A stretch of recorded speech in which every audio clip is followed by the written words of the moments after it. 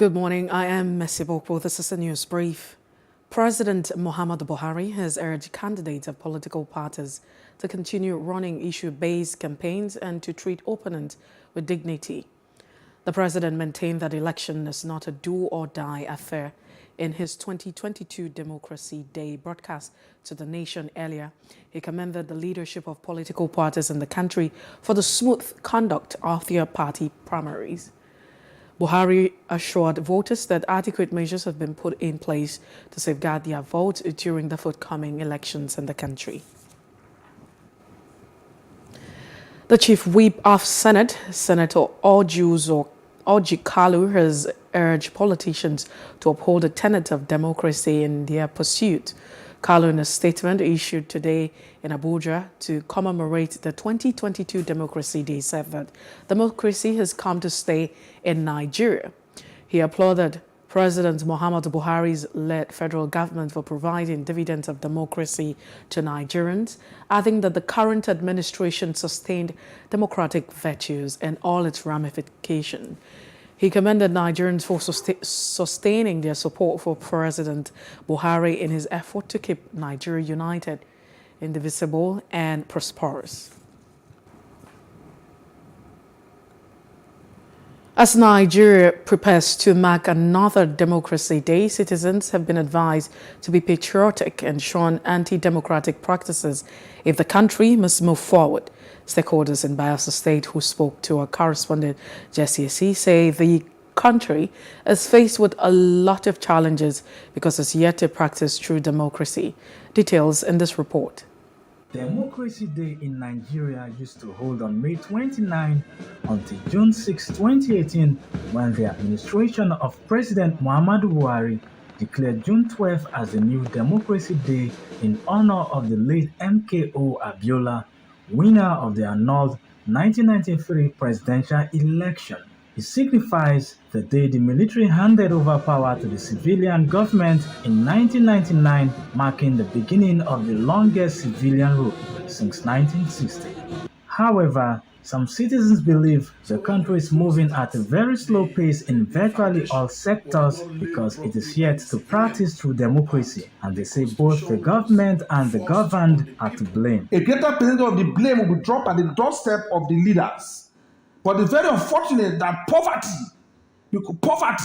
has brought most of the followers to their knees also. Look at what happened in the primaries of the two major political parties, where up to $25,000 to $30,000 is being paid for delegates to elect party flag bearers. It's so sad. So at the end of the day, what do they expect those leaders to do? They will first of all think of means to recoup back the billions that they've invested in the project. The process is so faulty. I think it's almost going to family business now. Now you started seeing some people, they are governor's wife, governor's daughters, and governor's son, governor's auntie-in-laws. So it's almost going that way. So that is not what democracy means. Citizens are advised to shun sharp practices in the election process so that only leaders with developmental mindset can rule. When you buy votes and when you sell vote, the consequences of that should be known to those who are buying the vote and those who are selling the vote. The effect will fall back to the people and to the Nigerian state. That is why we are suffering from our economy. We cannot do anything because everybody wants to get there and to get back the money you have paid. So the voting system already is known. In fact, we can predict Nigerian election before the winner emerge. It's like Nigerian film. I want to call on all Nigerians, most especially the leaders, to change from their former attitude of looting the treasury dry to a more progressive approach where we can begin to build on capacity, build on investment, build on infrastructure, so that the future generation and those still living will always hold us high and appreciate Africa as a growing country, Nigeria in particular. They insist that until Nigerians stop voting along religious and ethnic lines, corruption and underdevelopment will continue to be the order of the day. Jesse Plus TV News.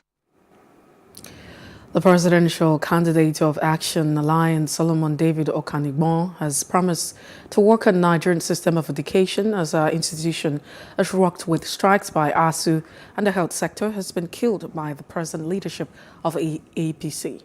Okanigbon made this statement at the party headquarters when he was presented with the certificate of return. Solomon David Okanigbon called on Nigerian youth to support him to bring a better government policy that will reposition the socio-economic system of the country. Implement a situation, we can implement something of, let's say, free tuition fee for federal institutions. That will reduce costs for them. Okay. In each senatorial district, we are working on a situation whereby we have each federal health sector in each senatorial district nationwide. Therefore, the issue of debt, we are indebted so much. The proceed from SS crude oil, 50% proceed we use to service our debt, and also proceed by EFCC and ICC we use to service it. That we deliver Nigeria for Action Alliance in 20 comes February 25th, 2023. The victory of Bola Tinubu in the just concluded APC primaries is a win for all Nigerians and not Lagosians alone, because come February next year, he will be elected president. This was a submission of Lagos State Governor Babajide Sanwo-Olu while speaking with journalists at the presidential wing of Murtala Mohammed International Airport, Lagos, on his return from Abuja. Governor Sanwo-Olu, who commended Tinubu for his reconciliation moves with other contestants, also thanked President Muhammadu Buhari for ensuring that the primary was open, free and fair. So it's a win for all of us. It's a win that is across the Niger. It's a win for the north, for the east, for the west, for the south. Because we all know that indeed this candidate will come February next year to be elected President of the Federal Republic of Nigeria by the grace of Almighty God. So that is the excitement, I'm sure that all of you have come here today to also demonstrate. So I mean, it's really about all of us, but it's really about the beginning, right, of that journey to ensure that the election for next year, I believe, will also be free and fair, and it will throw him out as our next president. Governor Sanwo-Olu also spoke on the commemoration of June 12, celebrated as Nigeria's Democracy Day. Sanwo-Olu noted that the day is about togetherness. Everyone has a role to play to nurture it. But it's still about togetherness. It's still about this democracy that all of us, are all holding on to grow. The democracy is still very, very, very young. So all of us have a part to play. We all have a role to play to ensure, that extensive progress are made in our democracy, and we will, be using the victory and all of the things that have happened in the last couple of days to further celebrate our democracy day tomorrow and next month. At least 2 persons have been reportedly shot on Saturday in Itaje, Ekiti, Oye local government area of Ekiti State. Eyewitness account noted that trouble started when some suspected political thugs attacked the campaign train of former Governor Segun Oni, the governorship candidate of the Social Democratic Party. Reacting to the incident, a chieftain of the SDP, Bimbo Daramola, pointed accusation at the member of the All Progressive Congress, APC, stating that they were trying to undermine the campaigns of the SDP. The governorship candidate Segun Oni for the fear of being defeated. Now that they are creating a spin that is SDP, I am telling you what happened. Meanwhile, as we're going into Onitaji's palace, they knew that Oni was coming there, and they had a floor bed there. A truck that was branded in Biodun's image and APC and all of those things, right at the turn to the KBS's house. That was provocative. That was just getting under people's skin. And I don't think that we're more decent than this. I want to believe that Biodun is losing his campaigns. I'm saying it. And of course, while exiting Oye, at this time, we had, when we got to Engineer Segun's house, we had that they had also shot at 2 people and they are taking them to Hares. And the guy who told me also said that that the OC had invited him to come and make a formal complaint in Oye now. The governorship candidate of the APC, Biodu Oyebanji, condemned the act, admonishing his supporters to refrain from reacting to provocation. Highly unfortunate, and I trust the security agencies to apprehend the perpetrators, and I sympathize with those that lost their lives. As a party, we are committed to a non-violent election, and we continue to preach peace to our party members. If you listen to my admonitions to our women, I told them to avoid violence. As a party, we are a non-violent party because we believe that if performance is a yardstick in electoral success, we have done well for our people. We have sold necessarily our manifestos to them, and we have no fear that the victory will be ours. But that is for APC. We also have a lot of desperate characters in other parties that they want to take the laws to their hand. We continue to be law-abiding. We continue to protect our people. Because at the end of the day, we want to be governed by the people, over those that are living, not those that are dead. INEC has assured Nigerians that they would get feedback concerning the calls for the extension of continuous voters registration. The INEC chairman, Professor Mahmood Yakubu, made this known during his speech at the political concert in Lagos. Sharing a picture of Yakubu made a tweet from INEC today read, "We have heard your requests loud and clear. You will soon hear from us on the extension of the CVR registration.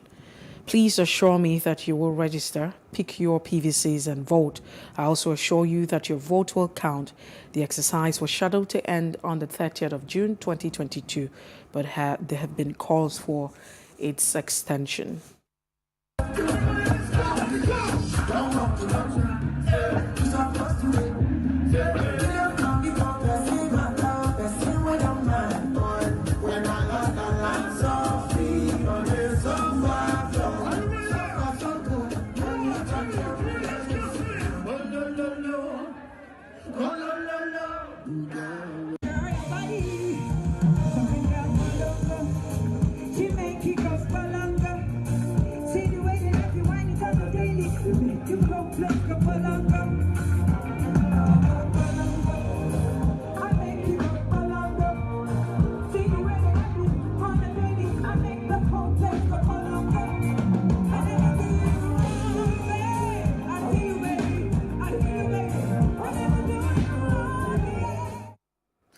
We begin the news just reaching us that says terrorists who attacked Kaduna-Abuja-bound train on March the 28th have released some of the captives. The terrorists bombed a party of the rail track, forcing the train to derail and open fire on the passengers, killing 9 and whisked away 62 persons, including children and an 82-year-old woman.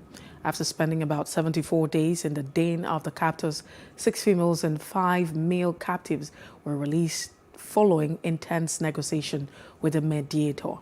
According to sources, the terrorists released the male captives on health grounds and women who were among the vulnerable.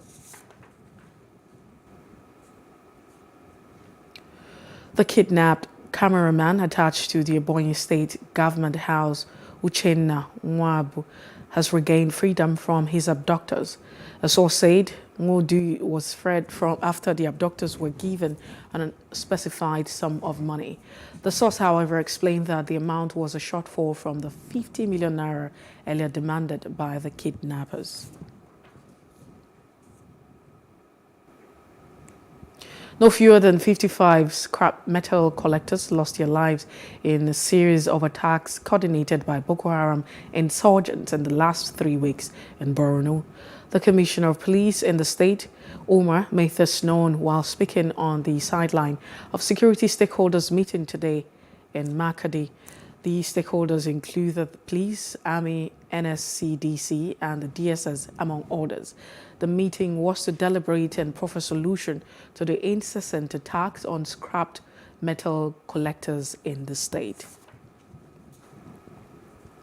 The Nigerian Labour Congress (NLC) has appealed to the federal government to compel state governors owing the national minimum wage to implement without further delay.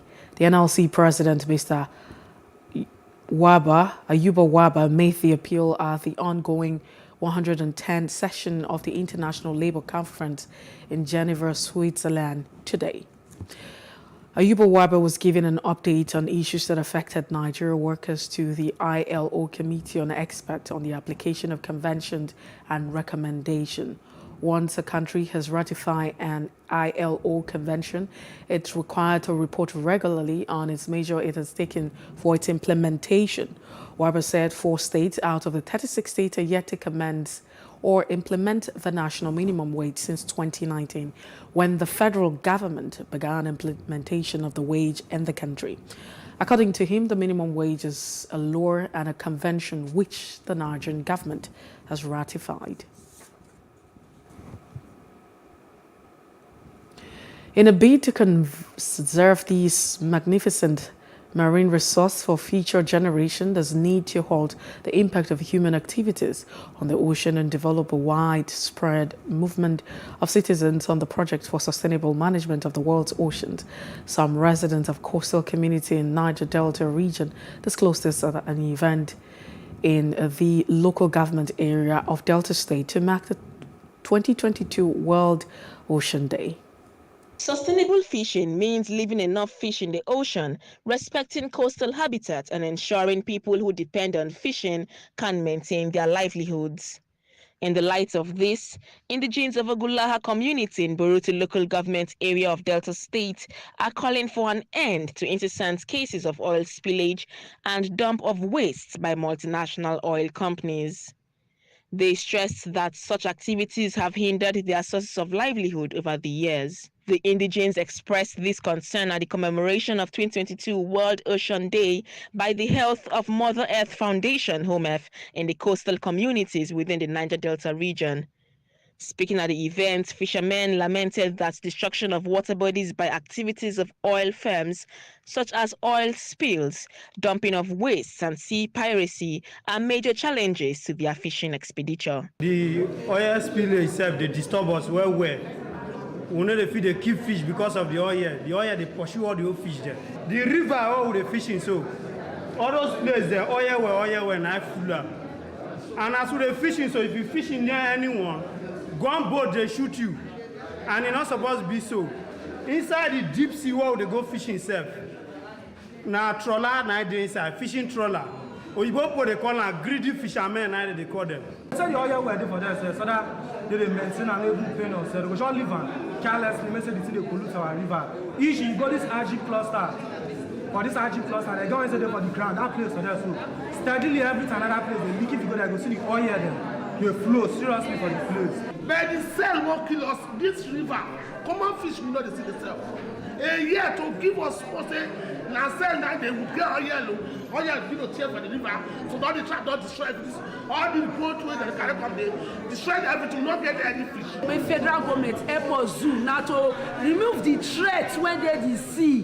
When fishermen go fishing near cluster, there is difference between fisherman and criminal, sea pirates. Fishermen they waiting small canoe, they go fishing. He say near cluster, army go shoot gun. Project lead for fossil politics and climate change at HOMEF, Kadmus Atake Enade, said the foundation is marking the World Ocean Day in Ogulaha to understudy the impact of the extractive activities on the livelihoods of the people and come out with a policy document for government. Meeting with these people, trying to hear from them, trying to build this alliance with them is more or less like we're getting to know the impact, the effect of these things, of the extractives on them, the effect, environmental factors and climate issues that are affecting their fishing and the kind of fishes that are present in the water, those ones that were there before and those ones that are not there again. So this will spur us to carry out more researches to know how best we can advocate and take the applied to the institutes to actually carry out more research to see how best they can regenerate these fishes locally. Experts say in order to achieve the United Nations Sustainable Development Goal number 14 on life below water, which seeks to conserve the oceans, there is the need to prevent marine pollution and address effects of ocean acidification to enhance fisheries. And to other parts of Africa, 2 Rwandan soldiers captured by Democratic Republic of Congo's army last month accused by Congolese authorities of supporting a rebel offensive have been released. Congo said the 2 soldiers were detained inside its territory, which it cited as evidence Rwanda is backing the ongoing offensive by the M23 rebels. On Thursday, it escalated its accusation, blaming Rwanda for sending 500 special forces in disguise into eastern Congo. The 2 soldiers were released following mediation by Angolan President João Lourenço. And outside Africa, President Joe Biden has insisted on ensuring that U.S. government covers 100% of the costs of the New Mexico wildfire response. Biden landed in New Mexico on Saturday amid anger and frustration from wildfire survivors as he visited the state to review efforts to fight its biggest blaze in recorded history. The Hemet's Peak Canyon fire has touched around 320,000 acres, an area the size of Los Angeles, in the mountain northeast of Santa Fe. I think we have a responsibility as a government to deal with the communities who are put in such jeopardy. And today I'm announcing the federal government is covering 100% of the cost of the debris removal and emergency protective measures for the next critical months in this recovery. Every year, the Forest Service, to put this in perspective, they do a pretty damn good job, conduct 4,500 prescribed burns. 99.8% go as planned. But this time, tragically, it did not. And that's why the Forest Service has just put a complete pause on prescribed burns in the Forest Service lands, and it's conducting an intensive 90-day review. Bayelsa state government has been asked to address critical issues affecting the growth of businesses in the state. According to the first vice president of the South-South Chamber of Commerce, business owners are having to pay multiple taxes, among other issues. Our correspondent, Jesse C., completes this report. Business owners in Bayelsa State are often faced with the challenge of inadequate power to run their businesses. But despite this, the allegation of multiple taxation by agencies of government surface. The South-South Chamber of Commerce is among groups who have recorded this complaint. You can see one ministry or 2-3 ministries carrying out the same function. The environmental sanitation will come for their own taxes, perhaps levies. The Minister of Environment will come. The Minister of Health will come. Then the local government will come for the same purpose. And why is it so? Because it is not well structured, because businesses are not thriving. The simple definition of tax is payment of services rendered by government. So, what are the services the government is rendering? Reacting to this, the special advisor to the state governor on inter-party relations claims otherwise. All business premises are taxed, assessed, first of all. Then, what is reasonable for you to pay as taxes given to you? And when you pay, receipt will be given to you. If you know of somebody who complains of multiple taxation, then some area men organize, or area boys are organizing to go and levy them under the guise of one agency or the other. The government is asked to create wealth through massive agriculture. And I think that the first thing maybe government should do is to do a mapping of the resources. Several of them we are aware. Okay, for instance, we know that we are primarily fishermen, but how much of fish, is being traded within our shores or within our state? We are farmers. Nigeria used to be a world largest producer of cassava, and Bayelsa State also produces cassava. We have capacity to produce rice. How much of all of these is happening?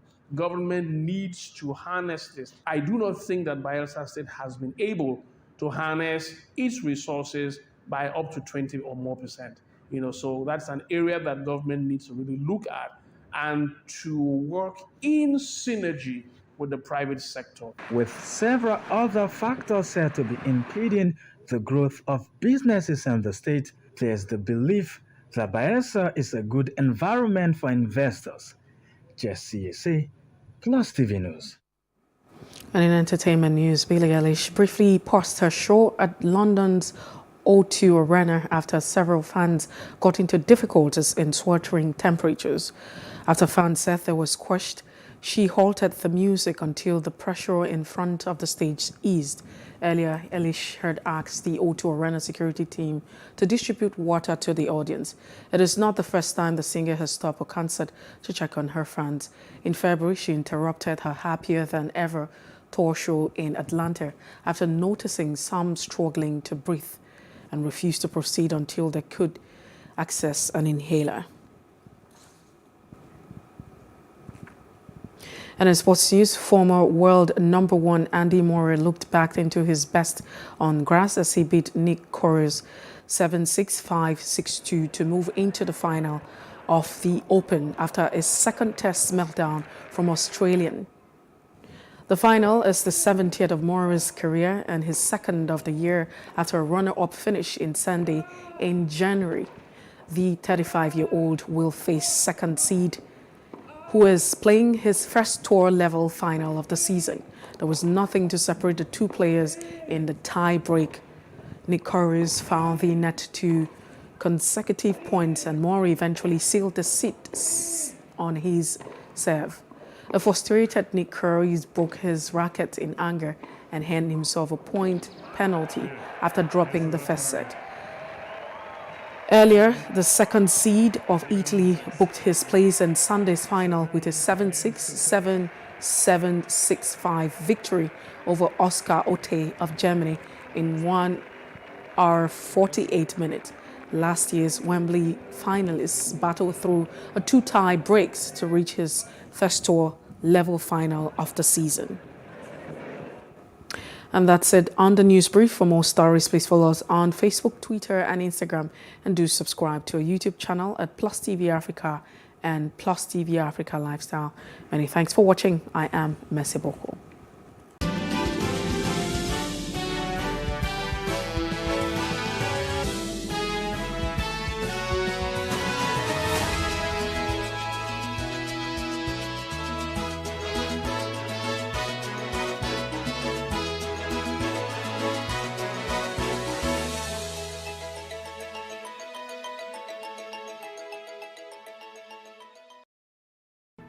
There is no voting on social media.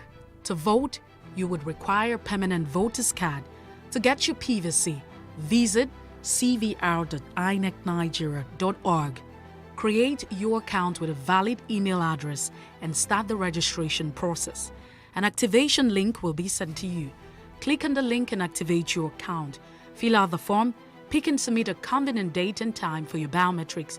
Print the application slip, which should have your QR code. On the appointed date, go to the nearest INEC office for your biometric capturing. Thereafter, you will get a registration slip to pick your permanent voter's card when ready. Get your PVC today. This message is from Plus TV Africa.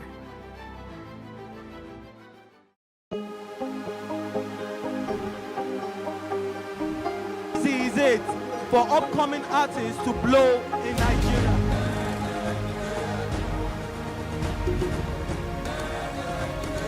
Welcome to Plus Trending. I am Bookie November, your host, saying thank you for joining us on today's episode. Welcome back. It's tea time on Plus TV Africa. Practice makes perfect. I'm not perfect yet, but I'm a lot better than I used to be. He's a king. He's entitled to marry 100 if he wants to.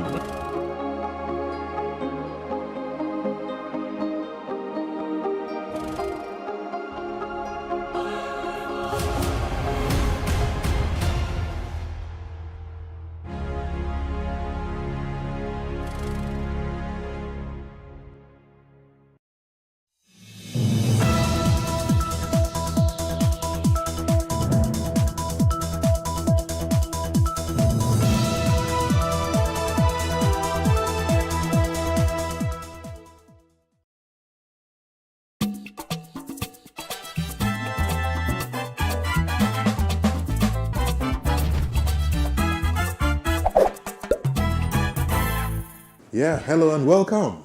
The family is a group of persons united by the ties of marriage, blood, or adoption, and they constitute a single household. And then, of course, they would interact with each other in their respective social positions. Usually those of spouses, parents, children, and siblings, yeah? Okay, you went to school. So family is everything, and family support is absolutely important to individuals for several reasons, some of which are physical, emotional, and mental. It really can't be argued that a successful and happy life depends so much on having a loving family and healthy relationships. I went to school too. You went to school too. And of course, you may wonder where we are headed for on the show this week. Well, it's all about the family and family love. And really, that should be unconditional, irrespective of the situation, especially at the critical point of need. Okay, John, you are so correct there. But is that the case with a lot of families today? Can we say that's the case with a lot of families today? Unconditional love? Well, we'll find out in the course of this show. The family is at the center of our conversation this week against the backdrop of family support, selfless and unconditional love, attention, concern, and care. And this is a conversation that you will remember, I can say that again, for a very, very long time, because I've got goose pimples all over me as I'm talking about today's show. The matter we're going to be discussing is available, it's felt in almost every family. I'm Helen Omadeleye, and it's a warm and hearty welcome today from me to you on this show. Welcome. Yes. Helen Oma. Don't bite your tongue. I keep telling you every time. Well, and a big thanks for, tuning in on today with John and Helen. It's a weekly conversation, with the aim of impacting the family and in extension, or by extension, the society positively. Like she said, she's Helen, and I am John Senaya. All right, so today's show promises to be everything that you expect it to be. So let's kick out the suspense, Abi John? Yeah. Let's take away the suspense, as our main actors are already in the studio. Now, after the break, the conversation begins in earnest. I tell you, it's a show you cannot afford to miss. Please don't go away.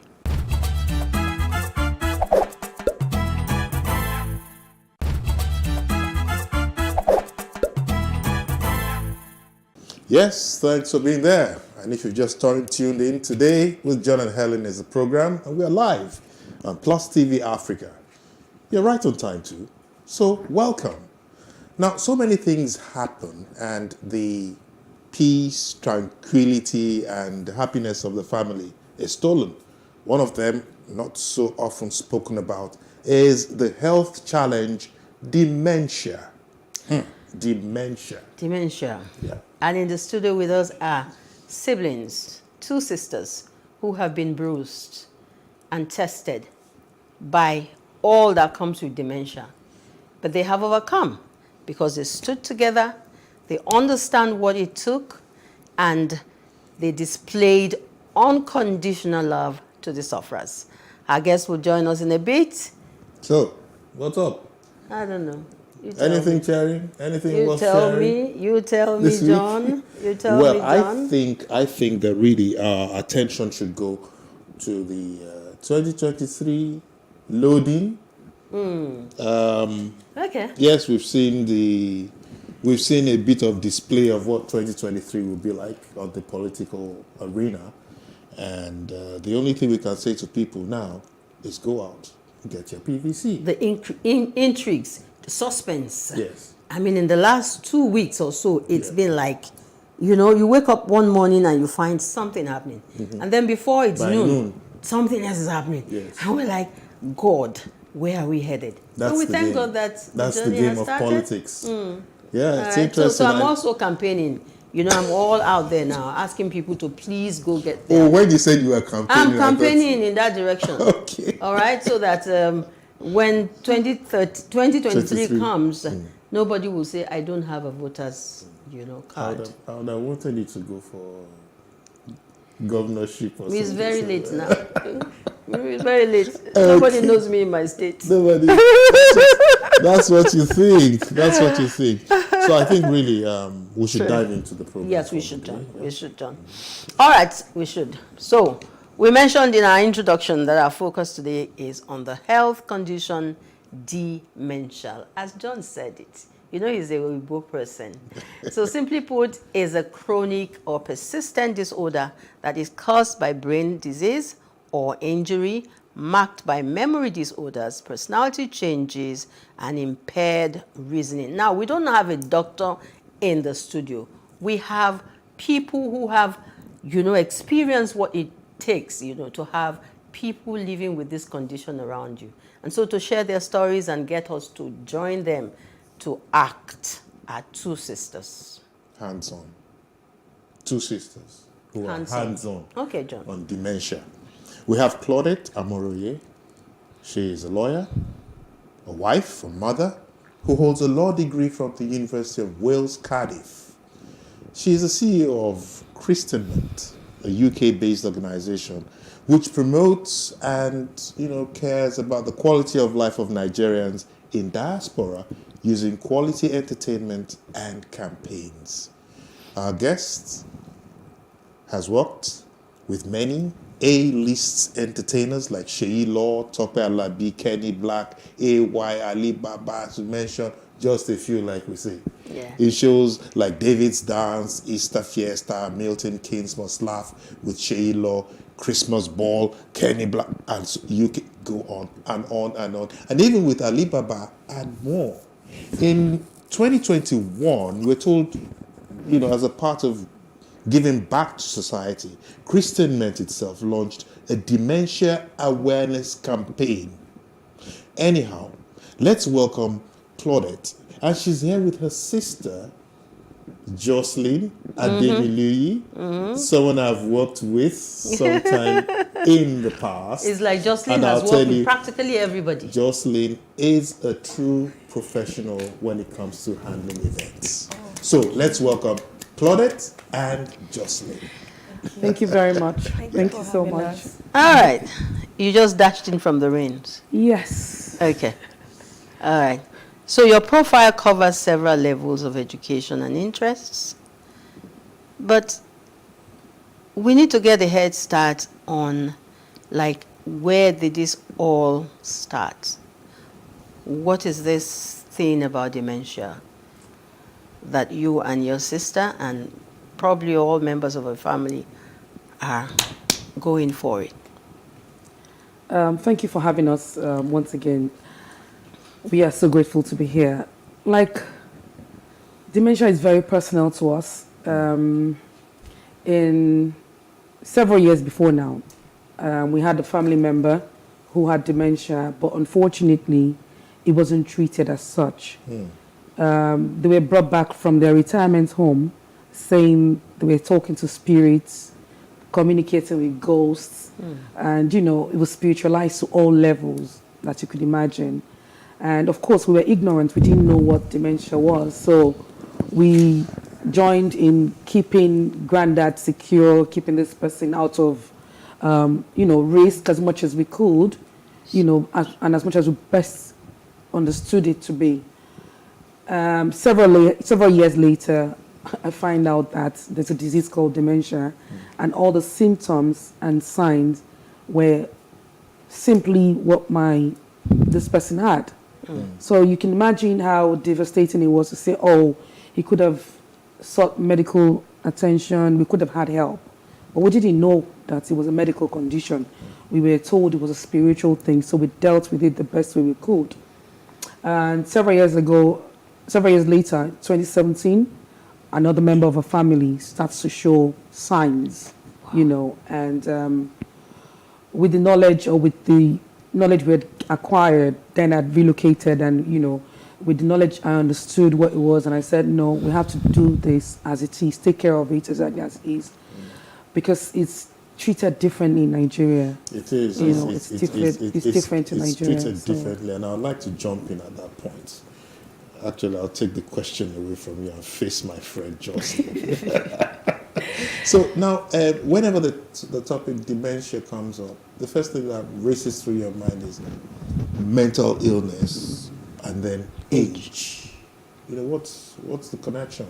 Are these two? Okay, most of the time when someone shows signs or symptoms of dementia, the person has actually is advanced in age, but it's related to the person's early life, and it's like our brain has a diminishing or value of depreciation as we grow older. So yes, all the things we do at our young age and all those things, they are the ones that lead to where we get to at our old age. So activities we get engaged in at the younger age would lead to what an older person would have in their brain when they get older. So now, when you say someone has dementia, it just shows that the brain has experienced something. It could either be a vascular situation, it could be a stroke, it could be something that has affected that brain, and then it starts to lose lots of functions on different levels. So yes, it's not just, it's a mental health situation, but it comes as a result of the depreciation of the brain's function. And you say you're not a medical doctor? When you have such an experience, you have to understand it. You have to research it. And acceptance is the first step on dealing with dementia. But the topic we're discussing is dealing with dementia. Acceptance is the first step. So if you're not able to understand it and accept it. Acceptance by the sufferer? Both the sufferer and the caregivers and the family members. Yeah. So we have to understand what we're dealing with, believe that it is manageable, then begin to find steps in which to manage it. So that's basically what comes to mind. Okay, by the way, your dad is a person who's still, and mom passed as a result of taking care of her. I remember a few days ago at an event when you were sharing that experience, you broke down. And so I can imagine, because you kept on saying, this is someone I know. And all of a sudden, you're seeing someone that you no longer know. So I'm trying to wrap my hands around those two words. This is who I think I used to know and love, and I understand. And all of a sudden, dementia sets in, and it's like, this is a total stranger. So as one of the signs of dementia, apart from the memory loss that everybody seems to focus on, is behavioral change. Now, it's the most difficult to deal with because everything you know and remember this person to be suddenly goes away. They gradually become a different person because every day they show a different side to them. So, for example, a person can get aggressive. A person who is known to be calm, peaceful, quiet, will suddenly be aggressive, stubborn. They would insist on getting their way in certain things. If they don't, they can go very violent. Okay. So that is something that carers and the family have to understand, that it's not this person, the person you used to know. You must understand the changes that come with it. So when they do such things, you know how to handle it. Because if you don't, it will shock you. And it will hurt you. Because this person has never yelled at you. They've not done something and they will do it, and the next second they tell you, what are you talking about? I'll give an example. Somebody yells at you now and tells you, I'll use my dad. He says something and I go like, Dad, you're about to curse, you're cursing. You'll be like, what? God forbid. I would never do that. And he'll say, God forgive you. And he'll do that. I will never do that. This person is at a different place at a different time, per time. So you need to understand that these changes, when they come, don't take it to heart, don't take it personal. Dementia damages you. It damages the carer more than the person who's suffering. So it's about forgetting who you really are as a sufferer, because you can't say something this very minute and you don't realize that you're the one who said it. I'm a little worried there because my phone plays games on me. Sometimes I'm holding it and I'm looking for it. Okay, so we get this question all the time. Does that mean I have dementia? So tell me, should I be worried? No, I wouldn't say. Everybody forgets something every now and then. Yeah. Okay. But what I do when I get to, so for example, I know that dementia can be hereditary. Okay. So once I get into that place where I forget something, I quickly tell myself, stimulate your brain. Get into an activity. I do something to stimulate myself. I read a book. Oh, okay. Either I read a book, or find an activity to do, just to tell my brain that I'm not tolerating anything rather than you being, active. Active. That was an aside, really. Yes. Okay. Yeah. Helen, go ahead. All right, so let me take Jocelyn this time. Why Jocelyn? Why are you picking on that? So, Director, the question is the next question for Jocelyn, please. So, number 3 questions for Jocelyn. All right, so let's go back to your interest and passion for advocacy and support for people who are suffering from dementia. What exactly are you aiming to achieve? And how has this journey been? Okay, so that's 2 questions. So I'm one wrapped in, I'm going to take 2 wrapped in one. Yes, I'm going to start. First of all, because of where we are coming from, the beginning of it for us, we were ignorant. She gets to say, my granddad was all that, because she knew that part of him, because the age difference is... Okay. Yes, so she knew that part of my granddad, but I didn't get to know that part. The part of my granddad I knew was the dementia part. I was a bit younger when he was the cool guy, but even when he had the dementia, he still had those traits. But when he snaps, but the thing is this, we didn't know what we were dealing with. So the only thing we had was the kindness of our hearts, religion, upbringing, love. That was all we had going for us. And I'll say, I think we tried without basic knowledge. But when it came up again and she said, it was just totally, she got the brainwave. And we do very well together whenever something comes up. And so she just called me and said, how about this, how about that? And I said, that's beautiful. But this is what came to our mind. If over the years, people had been called all sorts of names just because of a situation that can be managed by them, by their families and the caregivers and the medical system. And it's still going on now. And okay, we are here again about to fall into the situation. And it took a while for us to even be able to get to the point of accepting that, even for my dad to even accept that he was forgetting things. And for my mom to even accept that was that situation again. So we're having the same, it was like a deja vu. We're having the same thing all over. She said, let's tell people, let's start shouting to the rooftop that there is something called dementia. When you see the signs, get diagnosis. When you see we have flyers to go with it. When you see these symptoms, ask questions. Don't just bury it under the carpet. Don't just lock somebody in the room. Don't call the white government people to come with broom to whip the deal. Don't put them on the street and ask them to confess sins they haven't committed. They didn't just land from the sky and convert from bird to human being. They need help. Yeah. So seek the right help. So we started by looking for ways to talk to people, get the attention of especially the generation that we are in, because we have a very short attention span people right now. So we needed to capture their attention. We said, how do we do it? We needed to do sights and sound. We went into... We'll go into what you're doing. We'll go into what you're doing because, when you started answering that question, it triggered something in my mind that, is it possible, is it true that we have more cases of dementia outside this country than we have in Nigeria? Or is it that, what is going on? We just don't know. We don't know. We just don't know. That's basically it. Like we just got, we had a meeting with a particular church where we were in to discuss creating awareness over there. They have 2 people already missing. Wow. 2 members. And one of them is about 2 years ago. They're still looking for the person. So we have so many people that don't even know what they're dealing with. And the families get frustrated. The caregivers just lose it. And you know what? Just get out. You want to go? Go. I've told you not to go. You want to go? Go. And then they go. And that's the end of it. Which is why we need to know. So we need to know. That's it. So there are a lot of people that don't know what they're dealing with. And we lose it. So they don't get diagnosis. So diagnosis is another thing. Because we're the kind of people we are, we shy away from certain things.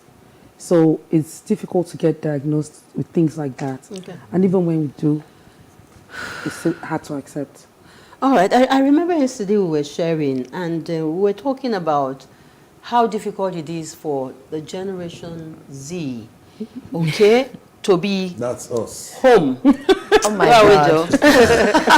To be home, in quote, home, to be really a part of the family. Because their family is the internet. Yes. You know, and we're talking about the importance of family support in a situation such as this. How are we going to get through to these people? Because it must be there for the mother and the father and the auntie and the uncle. I think I would just recommend that we all go back home and do our homework. To be honest, we cannot stop technology, but we can use it wisely. So, for example, we would hope that we will put things out there. For example, we've done the short film we've had already done. We'll put it out there. We'll get them. We've done a short film. It's called Our Memoirs, and it's a film we've made on dementia. We're hoping that such things will be able to captivate this generation of people, get their attention, and get them to have a rethink. I'll give an example. We did a premiere last week, Saturday, and somebody came out and said to us, "Oh my God, I'm going home." And I was like, "Okay." He said, "No, I'm going home back to my family. I need to fix something. I need to fix this." We were looking at him like, "Okay, we don't get." He said, "My stepmom, my dad had dementia, and we accused my stepmom of being a witch. Wow. So I need to get this back home and run back to fix this." And we see that happening. And we're talking about a young chap who is up and doing, who is, so he is, they've all accepted that the stepmother is a witch. She's the one putting whatever it is on their dad, and they've been living with her and dealing with her that way. But luckily, from the movie he watched, he just broke down and he shared with us. So we're hoping that we'll get this kind of reaction from this generation. And, you know, because, I mean, that's about the only way you can catch them, to be honest. Okay, now That's that about I'm the only sure, way. I'm certain that you are not medical doctors. We're not. I actually did a little research before this program, and I heard about something called the Alzheimer's disease. Yes. Okay. Could you? It's like a chicken and egg. Yes. Right? Okay. Absolutely. Which comes first? Dementia, Dementia. Alzheimer's. So- What's the link? You want to go? Okay, dementia is like an umbrella name for various diseases. Yes. So we have the Alzheimer's, we have the Lewy body, we have Parkinson's. They are different. Yeah, so they are different. So Alzheimer's is just one type of dementia. So there are various types, but the major ones are the ones the vascular ones. So you have to really zero in on which one. Yes, that's why you need to get a diagnosis. Yes, you have to get diagnosis. You can't just generalize it. Yes. So you need to ask for help. It's not something you can just wake up in the morning and start working. Okay, for so your now own. we'll just say, okay, it's a mental disorder, correct? Yes, it is. Where do we go for help? So, okay. Neurologists. Okay. If you go to the hospital, and so for example, we have a screening on the 18th, if I may share, at King's Trust in Surulere. We're encouraging people to come for that screening. If you have signs, so the purpose of this is to tell you what the signs, possible signs to look out for will be. So then, if you know somebody or you've seen somebody showing those signs, take them to the hospital. You know, rather than keeping them in the room or showing them in the church or hiding them, take them to the hospital. The neurologist will do a brain scan. They'll see what the brain is. So, if I can explain it, this is the brain. It starts to break out in cells. It starts to deteriorate in bits. When they notice that, they can tell you how far gone it is, and you can, from that stage, start managing it. Okay. So like everything they say, early detection is good. Yeah. Early detection is good for this as well. If we can get that scan done, the neurologist will analyze and see that there's some part of the brain deteriorating, you can start managing it. To be honest, there is no cure, but dementia can be managed. But you see your imagery of the brain. I knew you were going to do that. As apt as it was, you know, some of us still can't get it. Okay. Yeah. Okay. So what are the signs? What are the signs that we will see? Like, oh, okay. Like I said, I'm holding my phone and I'm looking for it. Yeah. I get, you know, what are the signs? Tell us a few things. Okay. That, you know, so we can start with the most common one. Raise the flag. Yeah. Yeah, the most common one is memory loss. Yes. Along with memory loss, somebody getting lost in a familiar place. Yeah. Okay. It's an alarm bell. Okay. You're Very taking a loud. walk. It's an alarm bell. No. And Yeah, suddenly You're you in the miss house, your way. Okay. and you kind of House. ask me, Oh, inside. where are we? Okay. Alarm Or you bell. meet someone that you should know. You meet somebody that you know, and you're asking for introduction. Who is this? Alarm bell. Oh, hello, have we met? Alarm bell. So there are a lot of things that we might take for granted, we might overlook, that we need to pay attention to. The most important, one of the most, I can't say most important, there's loads. Somebody who would regularly wake up, have their routine, dress up. They don't do that every month. Their daily routine. Yes. They can't get into it anymore. Alarm bell. Yes. Stuff as simple as that. Stuff as simple as that. How about talking to yourself? Some people say it's healthy, but then No, not that kind. hallucination. Not You're that saying kind. stuff. You're So dementia has a lot to do with lifestyle as well. Now, I'll give you another sign. Somebody's reiterating their old lifestyle regularly. They keep reminding you or talking about something that they've done in the past. and they're talking about it They're talking repeatedly. about it repeatedly. And like it's now. Oh, I'm telling you, when I used to be in the force. When I used to be in the force. And then you go like, okay, I'm listening. And then he tells you that, and that's about everything, because that's where. But we see that all the time. That's where we're talking about. Because the problem is, the memory gets to a place. And it just... That's all I can remember right now. Wow. Okay, or you've retired. So, yeah. And all of a sudden you wake up in the morning and you're getting work. ready to go to work. Yes. Exactly. We have a typical example of my granddad. He always looked so smart, and he just comes out of the room and you're like, Grandpa, where are you going? Fully dressed. I'm going to campus. He has this Kangol cap. I'm admiring him, like neatly dressed. And he says, I'm going to campus. And I'm like, campus? And my mommy reminds me where he used to work. I'm like, oh, okay, you can go, we talk him back into the room. He says, I'll be late. Grandpa, we just look for ways to distract him. Remember, this was in the time we didn't have knowledge. Now, fast forward to now, my dad, okay, like you mentioned that we lost my mom. So after my mom died, he wake up in the morning and say, where's your mom? I was like, Dad, try and remember. And he's like, oh boy. She said she was coming back. She called me that she will be back now. Daddy, we had this conversation yesterday, remember?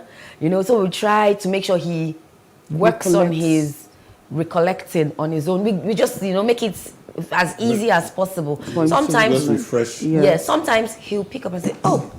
Yes, I remember. I remember. Where is she now? You said you took her to the mortuary? Oh, Lord. Oh, then we start the conversation again. All over. Or sometimes we need to help him eventually remember. Then he could say, where are we? Are we in Benin? Yeah, we're in Lagos.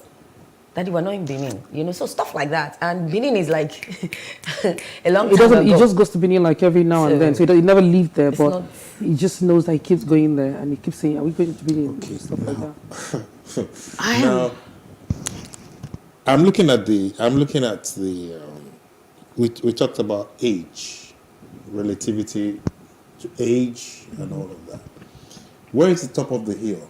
Is it 60, 50, or is it? Before it used to be like 60, 70. Because I'm 60. Don't worry. Don't be afraid. just keep a healthy lifestyle. Before it used to be 70s, 60s, but we know that there's the lifespan of most of the men, women in our time now has come down. So right now we have younger people showing signs. Before we didn't have people that were hypertensive at 40. Okay. But now at 30 something, so we have to start checking ourselves. That's why we're shouting. That's why we're speaking up now. We have to start checking ourselves, our habits, excessive consumption of alcohol, sedentary lifestyle, inactivity. When you feel you've gotten to the point where you can order people around and then you just stop doing, you are giving your brain time to sleep. Even if you have to play a game of cards, chess, Ludo, once in a while. Not necessarily computer games. I'm just bringing it down to home, you know. You just pick something that would make you calculate something, get your brain stimulated to the point that you're not depreciating fast. So it will give you opportunity to move. Then exercise. Let me quickly add to that. Some years ago, while we were doing Dementia Friends training, a 40-year-old came up and was diagnosed with dementia. Then it was strange. But unfortunately, as of today, we have younger people diagnosed with dementia. Down with it. Okay, we want to spend some time on the effect on this, on dementia, the effect it has on the caregivers, the family, the family setup. What happens? You want to go? It is difficult, to say the least. I don't know what other word to qualify it, but it is difficult. The carer goes through so much that they don't even know about it. They are not aware that they are being damaged. They're not aware that that something is happening to them. I'll give an example. Somebody shared in thing that they had seen their person suffering with dementia in a different light, that they couldn't come out, they couldn't recover. So let me just give the picture. It's difficult because this person you love so much, this person you've known all your life, this person you've come to grow, into, suddenly changes, and the worst thing, you can't really help them. It is heartbreaking. I'm holding myself. It is heartbreaking. And you don't know, because when they start reacting, when they start doing things, it depends on what level they are. Of course, if they start doing things, you just can't understand it. You can't believe. It's confusing. Sometimes. It's scary. Sometimes your life as a carer is at risk. I'll give an example. The one that happened in the UK. The person, the patient was taken out of the house because he had become a threat to the wife, who was about the same age. Okay. Of course, most old people have wives, maybe at least 10 or 5 different. And then the person is not that strong. But when this person starts and there's no caregiving around them, the carer also suffers. Okay. The person living with them goes through a lot. The people, the nurses go through a lot. Everybody needs understanding. Everybody needs to know what they're dealing with, or else they will be damaged. Let me add to that. We're talking about damage. When we're trying to explain the damage, we have to understand that the mental health, the mental state of the carer is being tampered with. So it's like this. This is a straight line. You've known the straight line for 20 years, 40 years. And then somewhere in between, the line goes this way and comes back straight. And then yet it goes this way and come back straight. So you have to deal with when the line goes down and comes back up. So it's like topsy-turvy for you all the time. And you're not prepared for it. And you're not trained for it. Yes, there's no warning. So your mental state so you also have your life, remember that. So you're living your life, maybe already messed up. You're living the person's life. You're trying to make sure the person has a good life. So you have lost yourself into that. Then you become emotionally drained. I started from the mental. You become emotionally drained. And when you are drained emotionally, you don't even find the strength to be able to take care of yourself physically. Then your health begins to dwindle. Yeah. So at that point, you have two sufferers, so to speak. Yeah, so it's a train. It's a train leading to disaster, or how will I put it? So you keep going, like a roller coaster. So you go from here to there to there. So sometimes, if the caregiver is not taken care of or being aware of this particular aspect of life, the person might either die or fall ill, or more ill than like in my mom's case. My mom cared for my dad, her dad at first, got out of it, got back to life. Then her sweet, her sweet darling husband, gentleman, everything possible. Gentlemanly to the core. He's the kind of person that no matter how you're speaking, and like, he will find a joke to make the whole situation calm down. Okay. And then this is the person that he uses this phrase, the person that is supposed to guide me now in my old age, because my dad, he will take brisk walks, do this, do that. You know, he has everybody under protection. So my mom was waiting in her old age to be protected by her knight. And then this is her knight, and she looks at him and says, this is the person that's supposed to take care of me. And now I have to... So it broke her? It broke her, and acceptance was a bit difficult for her, and all the way down. Okay. Oh, we're being asked to, like a final question. Because one thing they've been saying since morning is, that's why we are shouting. We're shouting. I don't know if that's in line with your question. So what's the shout about? What must we do at this point in time? Okay. What's your message? Well, the message is look after your family, the person with dementia. Get diagnosed.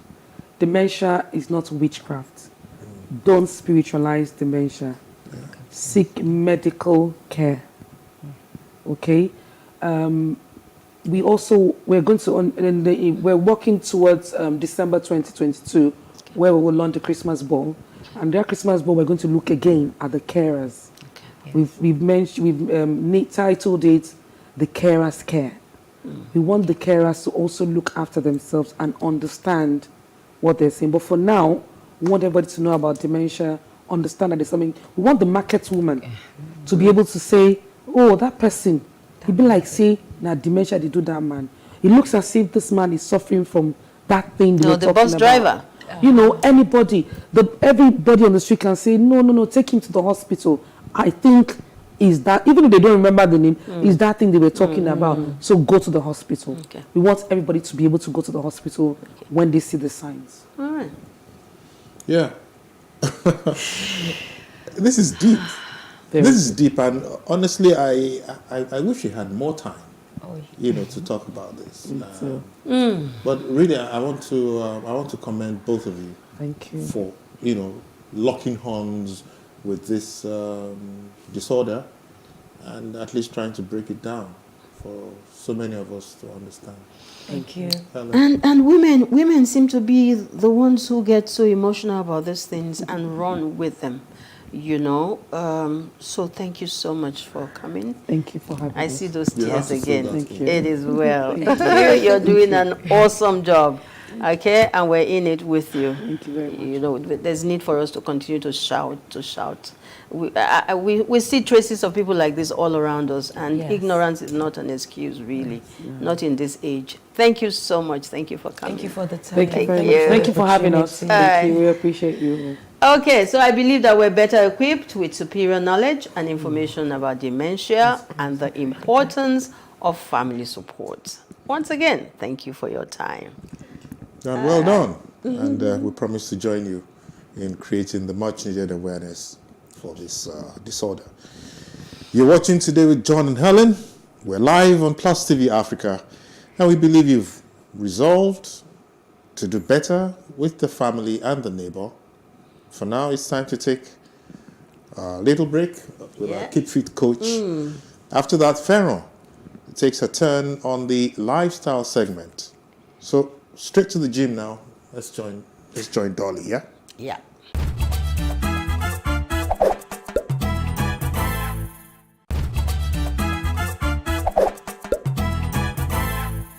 Last week, we looked at the timing, intricacies, and reasons to have the sex talk with our children. Today, I'm going to attempt a simple deep dive into one of the consequences of not having the talk or becoming informed about the good and bad complexities of sex. Trauma that manifests from making the wrong sexual choices due to the lack of knowledge and understanding.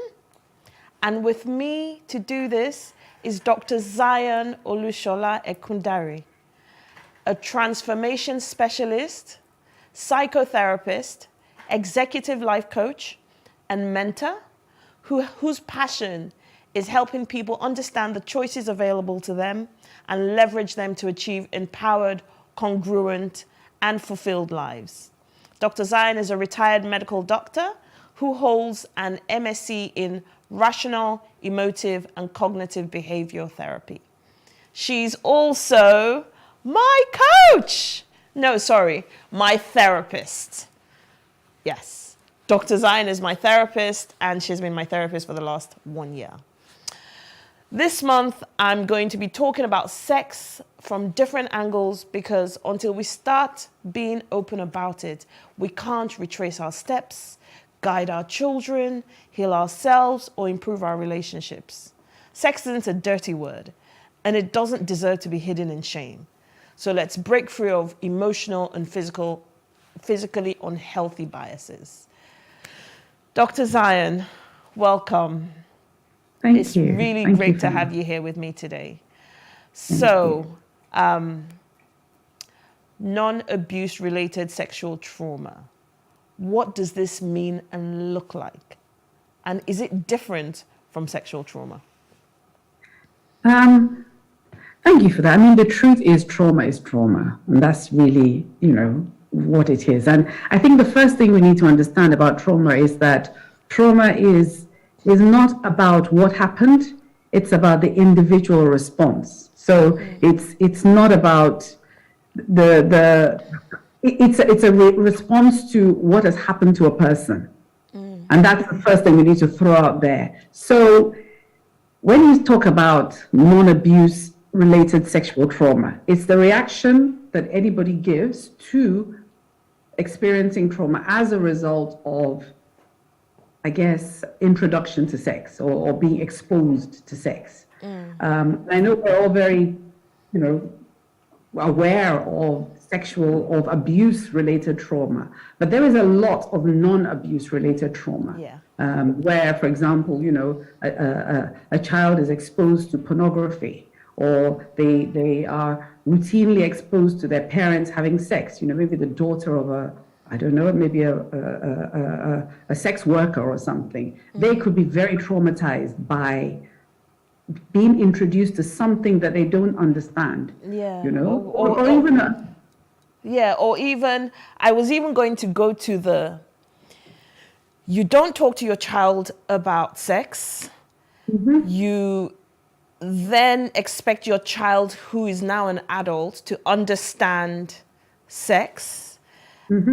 But they don't, because nobody has talked to them about it. So they're making the wrong choices. They're having sex with the wrong people. They're confusing sex and love.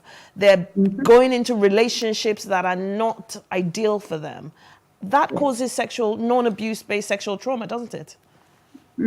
Yep, because they've given their consent, but they have no knowledge. Yeah. And the truth about the age we live in is that people pick up a lot of information from sources online that are not necessarily in their best interests. And that causes a lot of confusion. And of course, as you said, a lot of people enter into relationships and confuse sex and love. And I think that's probably the biggest, for most of us, is that confusion between sex and love. Yeah. Does not talking to young children about sex impact this type of trauma we're talking about? Absolutely, because they're not prepared. They're not prepared, or their expectations are not, are very unrealistic. So, in my days, you read all the Mills and Boons books and everything was all romantic. Yep. And that was what life was. I mean, these days, everything is more sort of out there. It's more sort of glamorous. It's more about the glamorous lifestyle. Yeah, but social media.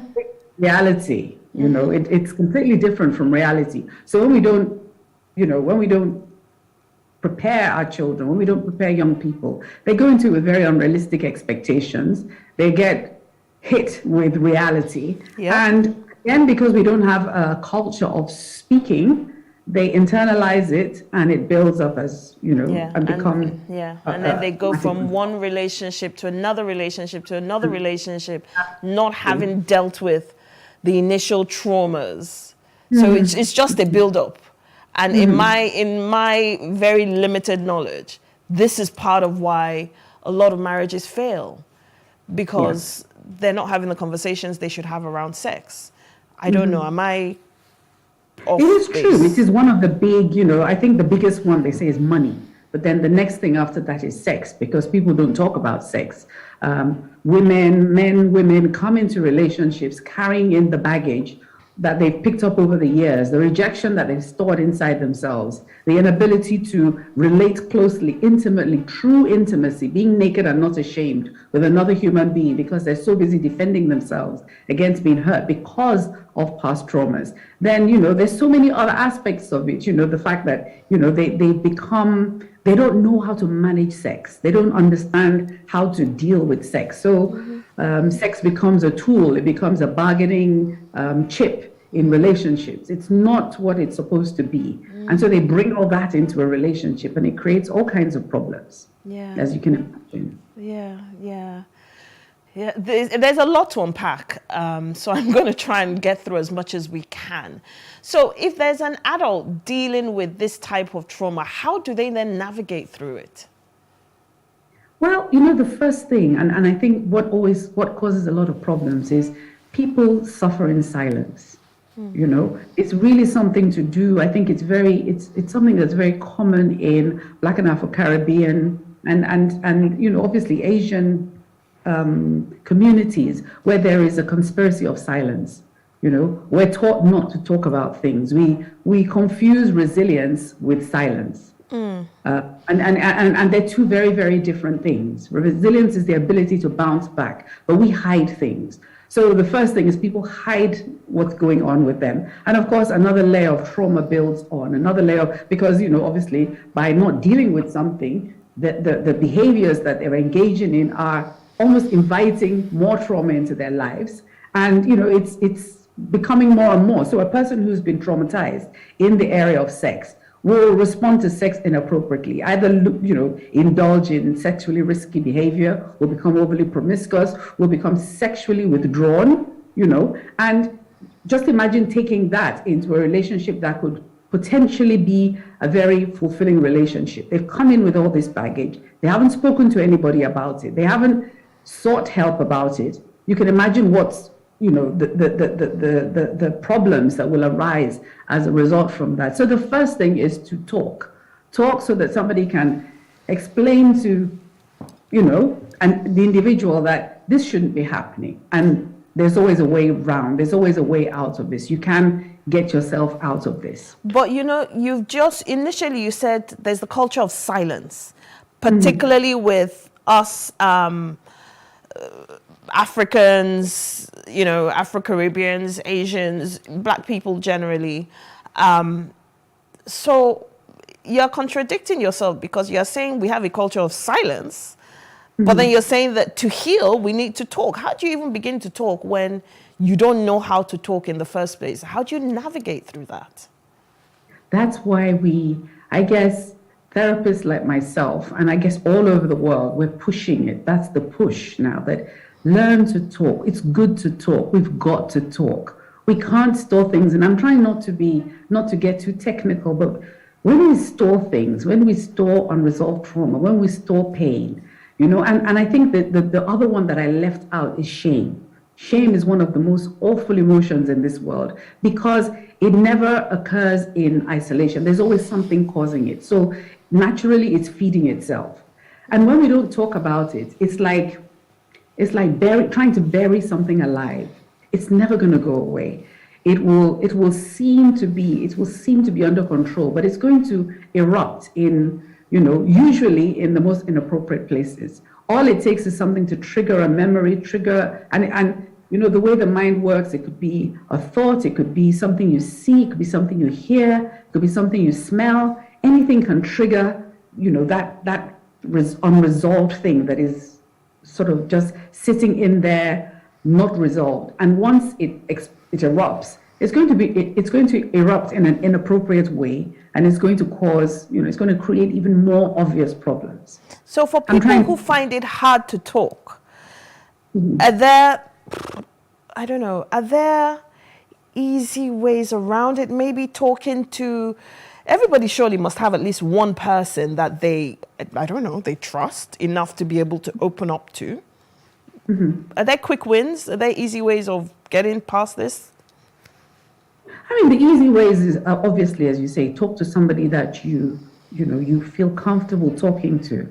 And there again, I then now add that caveat that someone comes to you and talks to you about something that you feel is, I guess, beyond your capability. You can give them comfort, but you're aware that they really need help. I think we all have a responsibility to one another to encourage ourselves to seek the help, because everybody talks to somebody. They talk to a friend, they talk to a parent, they talk to maybe even a spouse.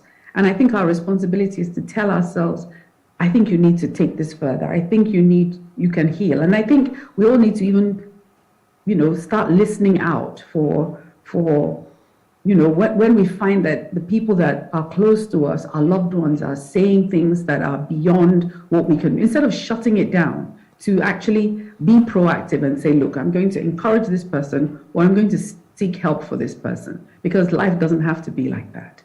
True. So in your line of work, what's the percentage of adults who are dealing with non-abuse-based sexual trauma? That is a very interesting question, because we don't really have statistics. And I can tell you, and that is simply because everybody knows that sexual trauma, less than 25% of people report it anyway. So, when you look at that, you can see that, it's not something that, it's just not, and this is all over the world. People just don't talk about it. Even here in the UK, where people do get the laws and everything is set up, the system is set up to help people.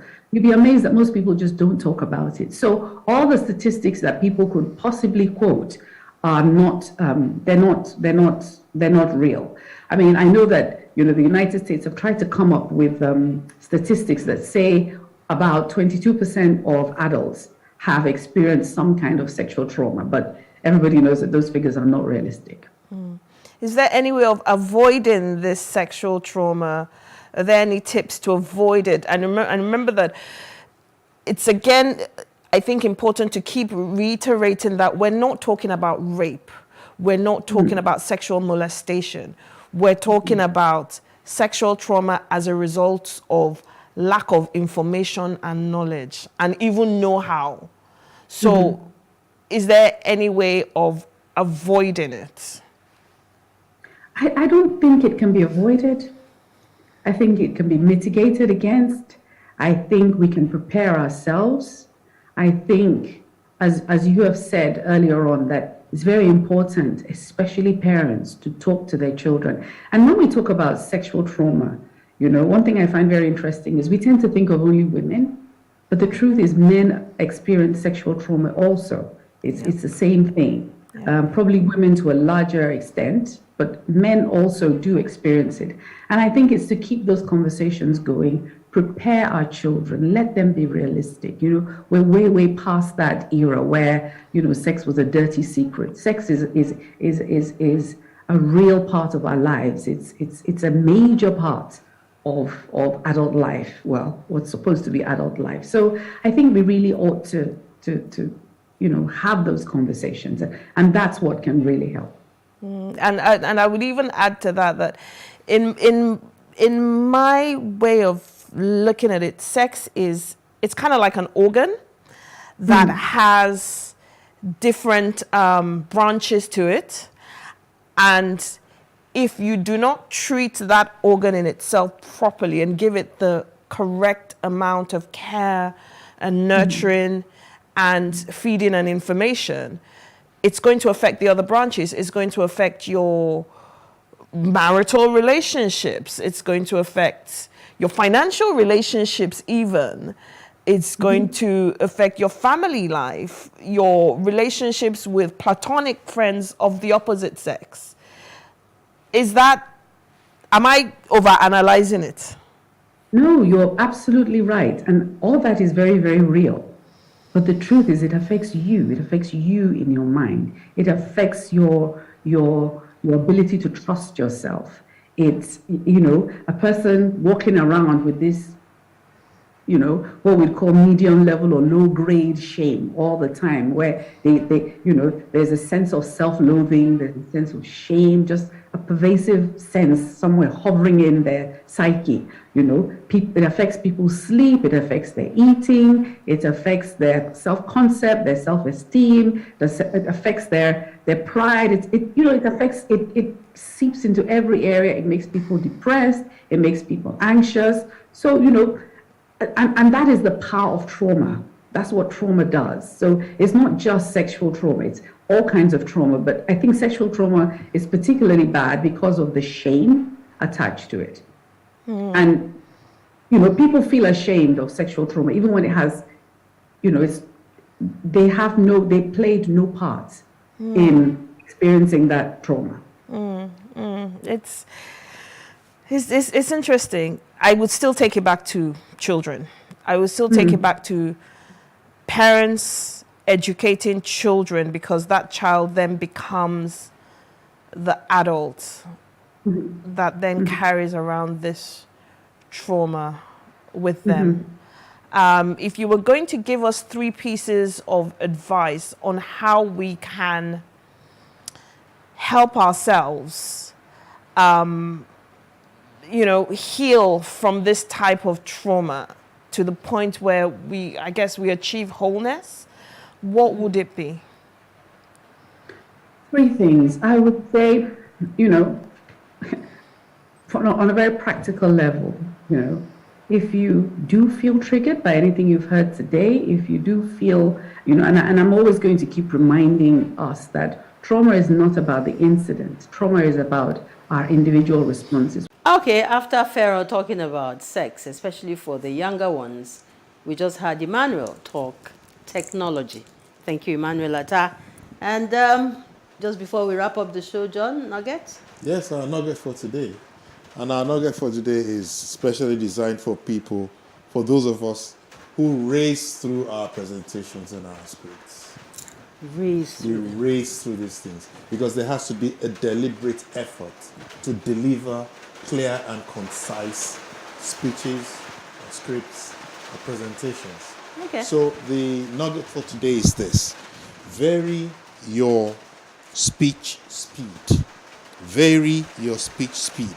You wouldn't drive for a whole journey in 3rd gear at 1,500 RPM. So the point I'm trying to make here is that just like driving a car, you don't drive a car in the 3rd gear for too long. You change the gear or it changes itself if it's auto, which is likely to be anyway.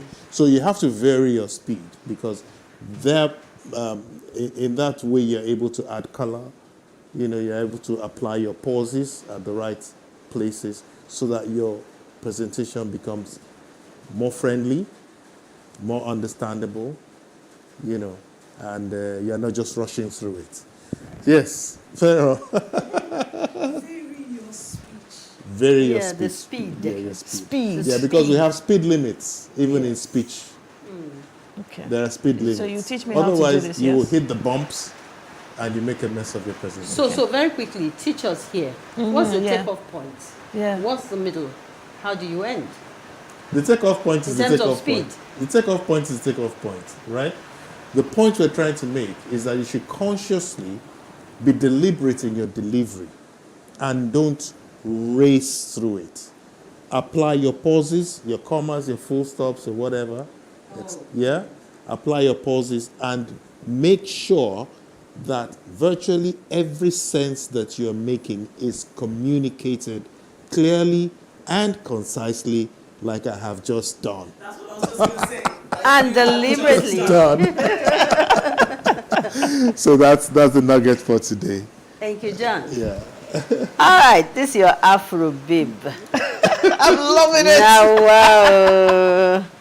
Okay, that's how much time we have on today's show. We have thoroughly enjoyed it, talking dementia and sex education for the younger ones. No, and for the older ones too. Pharaoh's Afro. Yes, and everybody. This one was for the and older ones, Pharaoh's Afro. Afro. Yes. Okay. Afro. All right.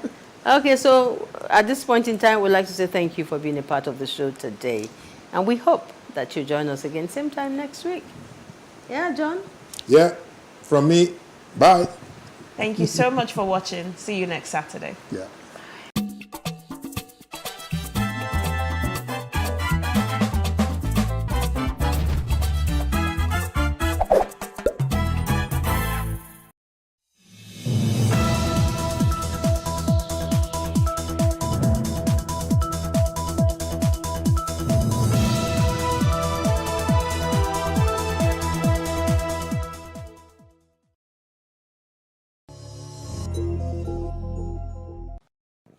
Hello and welcome to Tea Time Roundup on Plus TV Africa, where the big stories live.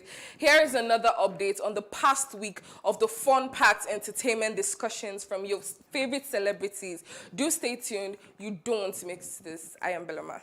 First up, everyone's favorite Christmas song, All I Want for Christmas Is You, by Mariah Carey, has been sued for 60 million euros for copyright infringements. Actress Arike Gold says polygamy can stop infidelity.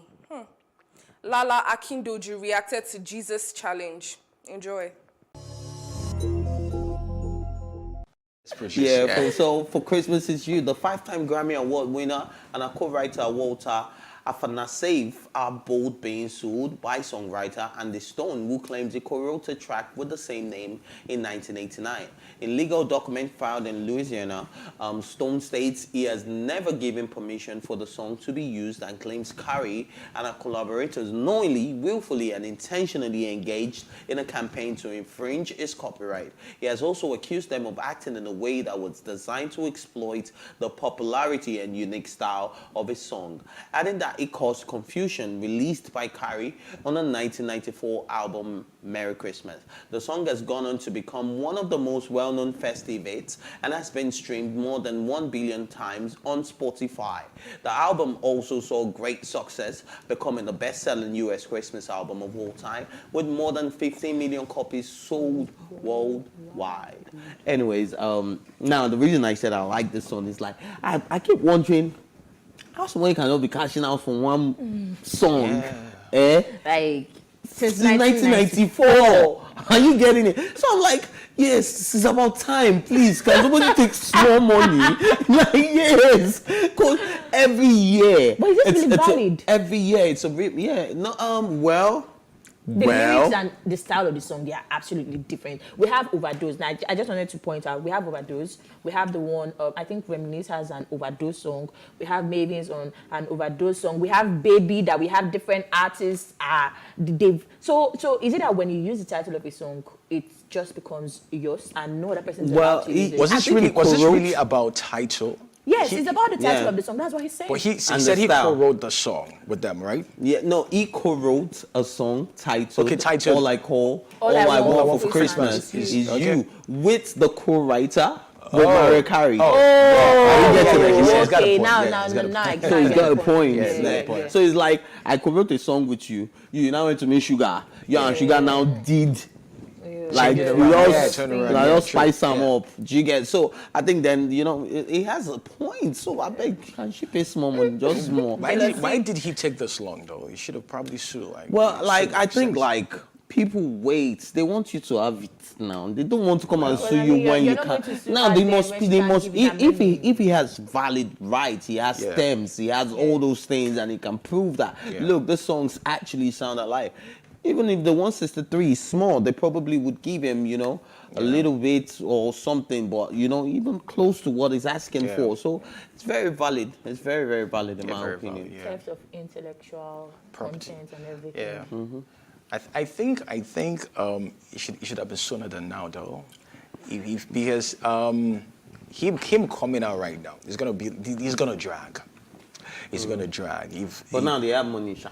They have money, so it's gonna drag. So if I have that kind of money, Maria and Afanasieff have, I'll probably just make the case a very long one and keep counter-suing. And guess what? If you find out, you see that this guy has probably been sending letters. They have been ignoring him. Mariah Carey's they're trying to sabotage him, and he didn't want to play dirty. Maybe he was speaking to the co-writer. Co-writer was like, "Can you calm down?" Since 1994, the guy has been coming down. Coming down like this.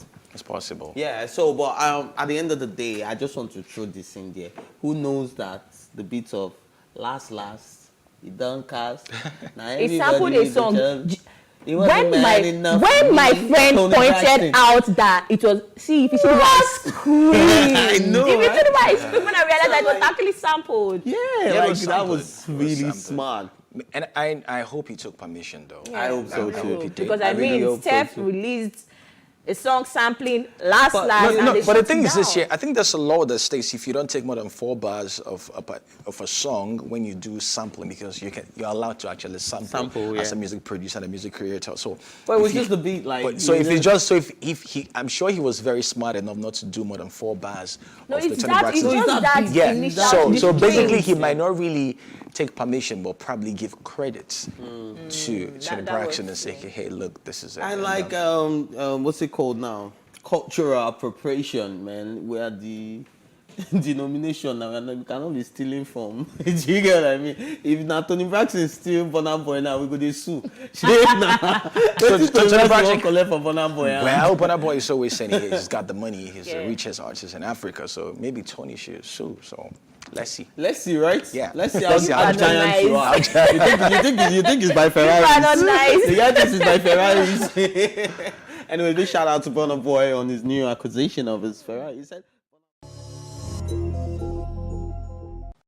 I sort of agree to an extent. I do not support, it's not my choice, it's not my business if you want to be polygamous or something, but personally, I would never subscribe to being in a polygamous home. But at the same time, I understand that some men do not want to go behind your back. So they just bring They up let front. you know. That you have to give it to them. That's decency to a very, very large extent.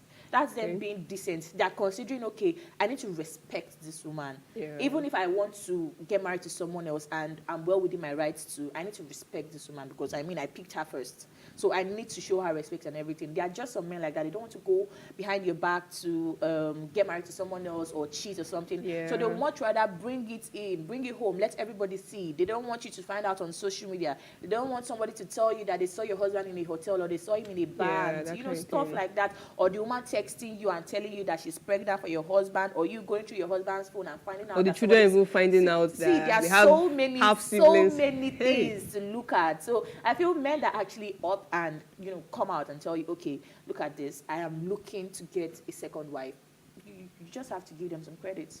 So you think Yul did the right thing by? He did not do the right thing. How many times have I said it on this table? I'm surprised that you have to ask. Yeah, He did the right thing because he was caught. That is why he came out. I mean, the blog, you already know the blog I'm talking of. They put it out, and mere hours later, he put it out too. So if the blog didn't come out to post that, what would have happened? And now he's justifying his and it's what's done is done. Anyways. That's just it. What's done is done. You can't be crying about spilled milk. Spilled. And so I feel they should just move ahead. If they can come to an understanding, that's fine and good. If they can't. Somebody actually said, you are posting Jesus. Is your heart pure? Are your intentions good? I thought they said a lot of us are sinners. So what's the point? We jump on trends when our celebrities bring them. We jumped on Buga. It was trending for weeks and everything. Why did you not channel that